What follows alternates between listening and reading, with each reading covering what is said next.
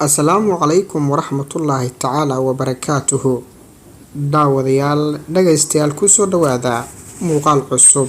Halka aad naga daawanaysaana waa Gradisatube. Maanta waxaynu ka hadli doonaa maxaad ka taqaanaa waxyaabaha ay timirtu ku qani tahay.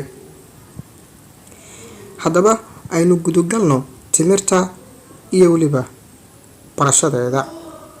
Si aan garaadkeena ugu dhisno Gradisatube, fadlan kusoo biir haddii ay tahay markaadii kuugu horeysay.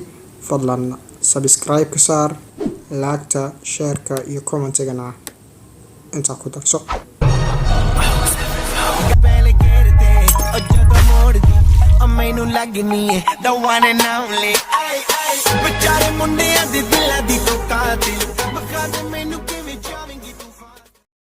Sida aan wada ognahayba, timirtu waa shay aad loo cuno, khaasatan bisha Ramadaan ee nagu soo fooda leh iyo weliba xilliyada la soomo. Waana wax aad u macaan oo dhadhanka u roon. Balse timirtu halkay ka timaadaa, maxayse tartaa? Timirtu waxa ay ka baxdaa dhulka saxaraha ah ama lama deegaanka ah loo yaqaano, khaasatan dhulalka Carabta ama meelaha ay cimiladooda aadka u kulushahay. Timirtu waa shay kitaabka Qur'aanka Kariimka ah ku sugan iyo weliba sunnada nabigeena Muhammad sallallahu calayhi wasallam. Taasi waxa ay ku cadaynaysaa adoon dhinac kaleba eegin wanaagga ay leedahay in aan la soo koobi karin, maadaama kitaabka Rabbi iyo weliba sunnada nabigeena Muhammad sallallahu calayhi wasallam lagu sheegay. Waxaa nabiga sallallahu calayhi wasallam laga wariyay isagoo tilmaamaya wanaagga ay timirtu leedahay inuu yidhi: qala rasuulullaahi sallallahu calayhi wasallam, bayta laa timra fiihi jayaacu ahlu, oo macnaheedu yahay guri aan timir oolin waa guri reerkiisu baahan yahay.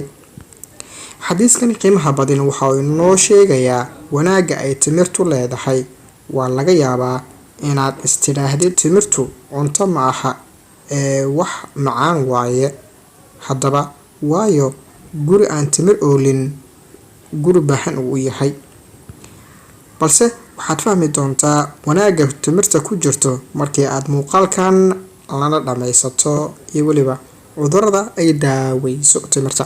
Markaad taa fahantid, adaa insha Allahu wax walba ku doorsan doonin.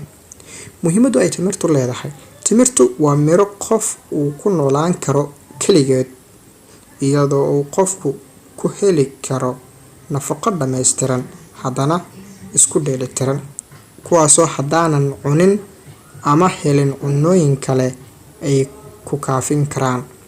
Faa'iidooyinka lagu sheegay timirtu waxaa ka mid ah caloosha oo ay socodsiiso. Sidoo kale waxay u fiican tahay xanuunada ku dhaca sida wadnaha, dhiig la'aanta, shubanka, kansarka ku dhaca mindhicirada caloosha, iyo sidoo kale haweenka uurka leh iyo dhibaatooyinka la xiriira taranka iyo kuwo kale. Timirtu waxaa ku jira dhowr walxood oo sida fitamiin ahaan loo isticmaali karo. Haddaba waad garatay sax? Ku dadaal timirta, hana iska badin, oo in kugu filan oo miro ah kala bax markii aad aragtaba. Mahadsanid.